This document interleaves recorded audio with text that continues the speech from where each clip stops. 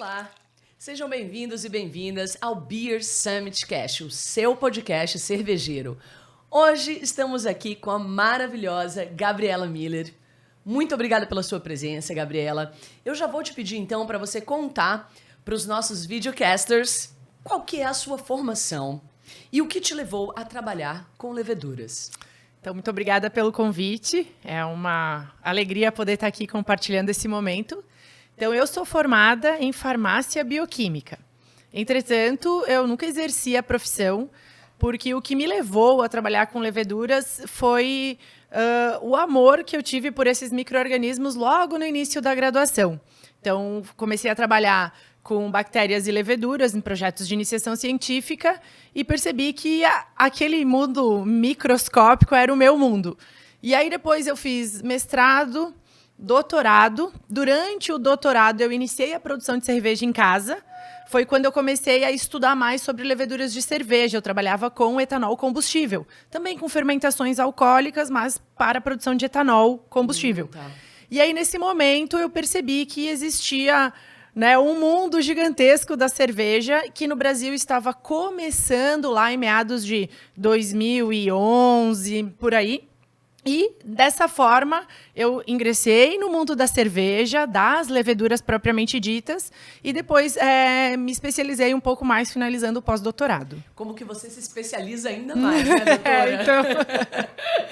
Deixa eu te perguntar uma coisa interessante, então. No momento, como está o cenário de desenvolvimento das leveduras brasileiras? Então, isso é uma coisa muito bacana. Para o Brasil, isso é muito importante. Por conta, por exemplo, no etanol combustível, a gente sempre trabalhou com leveduras brasileiras. Eram leveduras nativas do processo. No Brasil, pelo fato da produção de cerveja, ela, principalmente a artesanal, ter começado há pouco tempo, a gente ainda não tem uma bagagem muito ampla sobre leveduras brasileiras para a produção de cervejas, né? Tá. Então, para o Brasil, isso é o começo de um estudo e, quem sabe, de uma revolução cervejeira, né, para que a gente consiga, eventualmente, criar uma escola brasileira de cerveja que englobe todos os insumos que estão iniciando a produção no Brasil com o terroir brasileiro. Uhum. Então, o que a gente tem são leveduras de outros processos de fermentações tradicionais do Brasil, como cachaça e produção de etanol combustível, né, onde a gente tem uma ampla gama de leveduras já isoladas e estudadas, mas não aplicadas para a produção de cerveja. Claro, claro, mas isso vai acontecer. Está acontecendo. Quantos anos, em média, são necessários para o desenvolvimento de uma levedura brasileira e quais são as instituições que têm investido nessa pesquisa? Bom, a pesquisa ela é longa, né? A gente precisa estudar uma série de fatores das leveduras, como, por exemplo, se essa levedura ela tem capacidade de fermentar o mosto cervejeiro, se ela produz todo o perfil sensorial específico, né, para aquela bebida, estabilidade genética, reusos dessa levedura. Então, até a própria base genética dessa levedura, né? Então, os estudos, eu não acredito que em menos de 4, 5 anos a gente consiga ter uma levedura brasileira, né? Então, realmente que possa ter uma aplicação industrial ampla, né? Que a maioria das cervejarias possam fazer uso. Mas é uma questão realmente de iniciar e de tempo, né? Então, a gente tem uma série de universidades, institutos e associações que participam dessas pesquisas. Um que eu posso citar é o projeto Manipoeira. Tá. Então, o projeto Manipoeira, ele é um projeto que contempla 40 cervejarias e 6 laboratórios de pesquisa, desenvolvimento e produção de leveduras do Brasil. E o objetivo desse projeto é acessar leveduras tradicionais, ou seja, leveduras brasileiras, a partir de uma bebida fermentada tradicional, que é uma bebida indígena fermentada a partir do caldo de mandioca, que é Cauim? Isso, que aí chamam de manipoeira. Tá. Então, esse caldo é a manipoeira. Então, a ideia como é um caldo que já é fermentado naturalmente, ali já existem leveduras aptas para a fermentação de substratos que são muito próximos ao malte, né, que são substratos amiláceos. Então, existe uma força-tarefa já temos os primeiros resultados, e eu acredito que com o projeto Manipoeira a gente vai começar a ter um número maior de leveduras específicas de uma fermentação de substratos amiláceos com um potencial muito grande para a produção de cerveja. Cara, isso é muito excitante. Não imagina a hora que isso acontecer de fato, né? Que chegar esse momento e você souber, não, essa é a levedura que realmente se desenvolveu ao longo desses anos e agora vamos produzir cerveja com a levedura totalmente brazuca. Isso vai ser um momento incrível. E tem uma coisa interessante, porque as leveduras, por exemplo, da cachaça, elas são muito bacanas, mas elas são leveduras bem diferentes das leveduras de produção de cerveja. Elas podem ser adaptadas para a produção de cerveja? Podem. Elas precisam ser testadas, a gente precisa entender a estabilidade genética dessas leveduras ao longo do processo. Claro. Mas elas não são tão específicas como leveduras, por exemplo, naturais, nativas de um substrato amiláceo. Claro. E uma coisa, né, que a gente quer saber, a Levtech já colocou alguma levedura no mercado? Quais são os perfis encontrados nessas cepas? Então, a Levtech, ela conseguiu, né?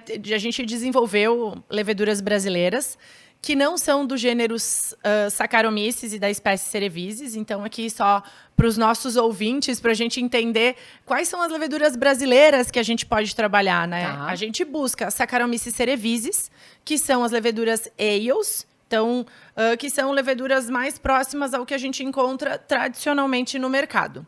Mas também a gente busca outros tipos de leveduras. A gente não pode ficar preso só no mais do mesmo. A gente precisa entender, bom, a levedura brasileira precisa ser só Saccharomyces cerevisiae? Não. Então, a Levtech colocou no mercado uma levedura que é do gênero Brettanomyces.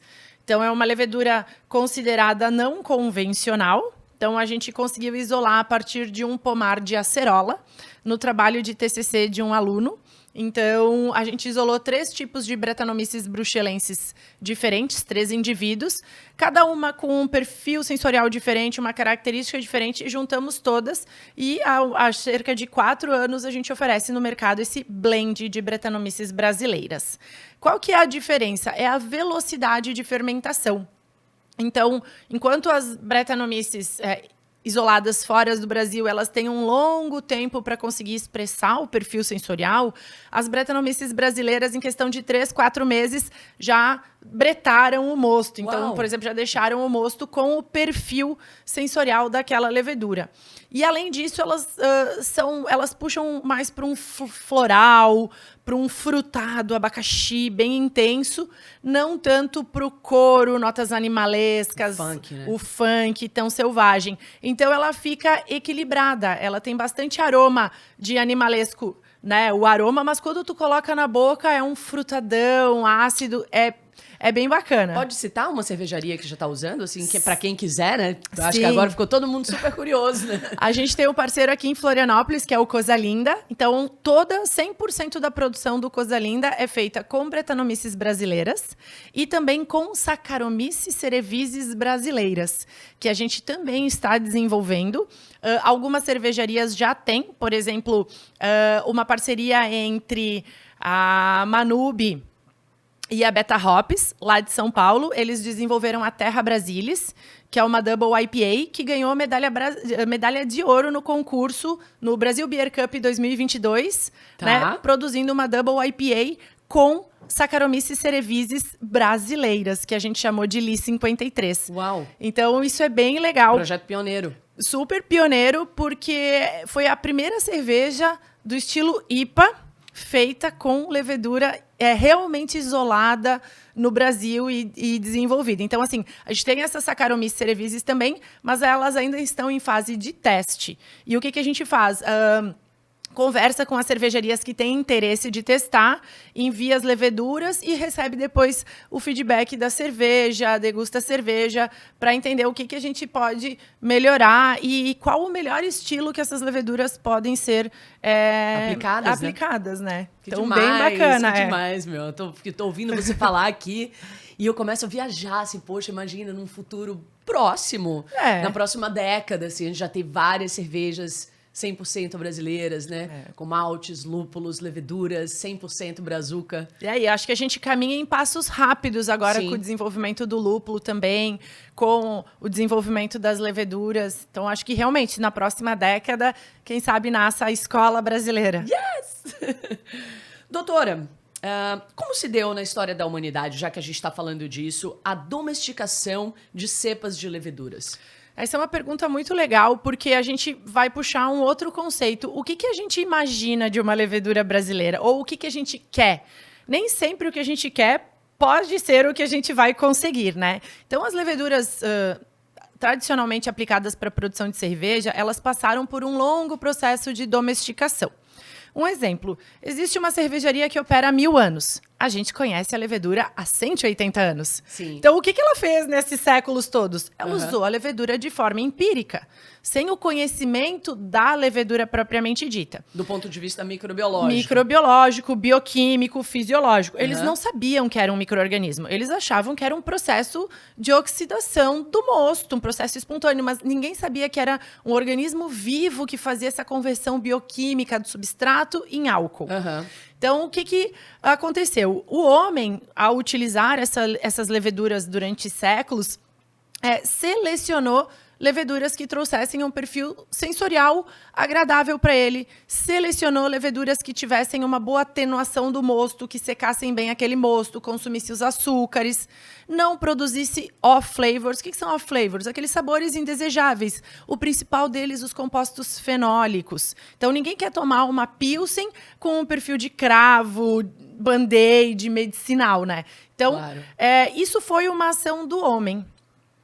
Que aconteceu naturalmente ao longo dos séculos, né, de utilização de leveduras. Da cultura de produção. Do processo produtivo. Então, vamos pensar que o processo produtivo de cerveja ele é um processo relativamente limpo. Então, assim, a gente não tem muitas cepas vindas de fora, como, por exemplo, na produção da cachaça ou do vinho, que a gente tem as leveduras que estão na uva e na cana sendo inseridas no processo. No processo de cerveja, não. A gente tem um mosto estéril e a gente tem, basicamente, a inoculação de um tipo ou poucos tipos de leveduras.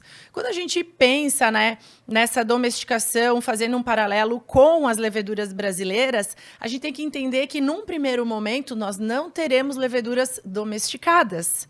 Essas leveduras brasileiras, por mais que elas venham de um processo que seja da cachaça ou do vinho, por um processo já de fermentação, ela não está domesticada na produção de cerveja. Tá. Então, o substrato é diferente. O que ela precisa consumir, o nutriente dela da cachaça, é totalmente diferente da cerveja. Então, um é a base de cana-de-açúcar, outro é a base de substrato amiláceo, de amido. Então, isso faz com que a levedura precise passar por um longo processo de domesticação para ser aplicada na produção de cerveja. Então, o que a gente espera das leveduras brasileiras? Muito sabor, ésteres, perfis sensoriais intensos. Eu acho muito difícil que a gente consiga, num primeiro momento, uma levedura neutra. Eu quero uma levedura para produzir brasileira para produzir lager. Não vai ser nesse momento. O que a gente pode fazer?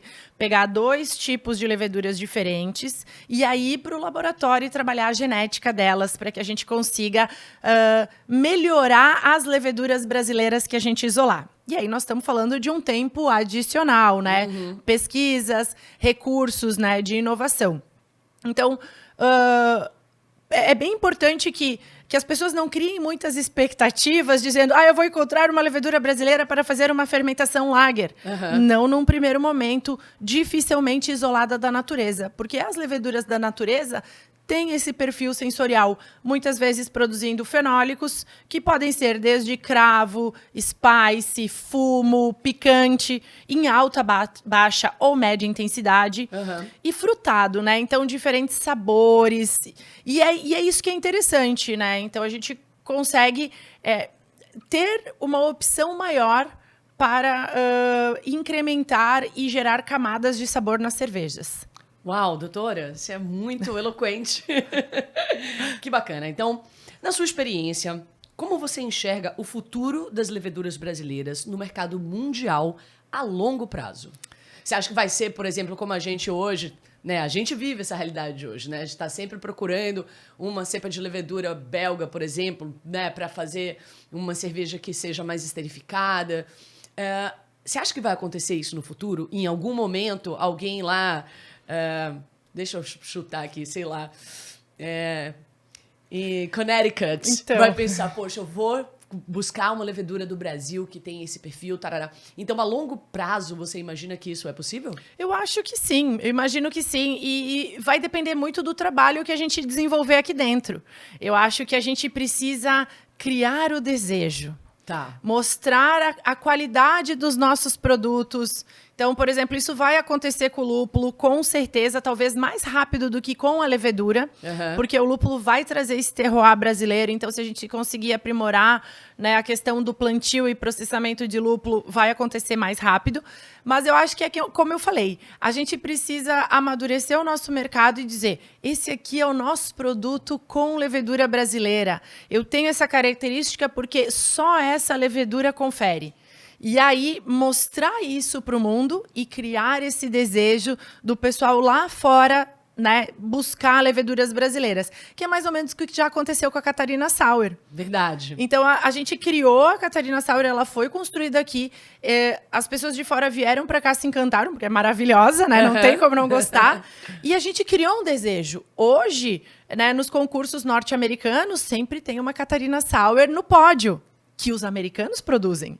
Então, eles compraram a ideia. Quem sabe daqui a um tempo, a Catarina Sour vai ser feita exclusivamente com leveduras brasileiras. Então, a gente conseguiu aprimorar a Catarina Sour utilizando leveduras brasileiras que entregam um perfil de sabor adicional. E aí, a gente começa a criar esse desejo. Para isso, eles vêm buscar as leveduras brasileiras. Então, sim, mas vai depender do nosso dever de casa. Como eu chutei aqui uma cidade da Nova Inglaterra... né? Você imagina que também para as IPAs isso vai ser possível?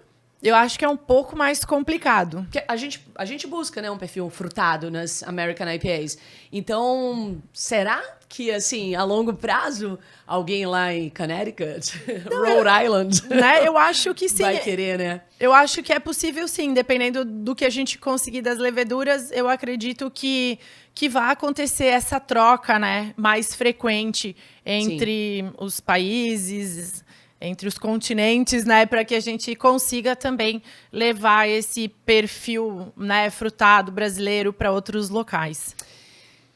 Doutora, da nossa parte, é uma honra e uma alegria ter uma profissional como você desenvolvendo esse trabalho, e isso traz uma certeza que talvez antes do que a gente imagina, a gente já tenha aí alguns ótimos resultados.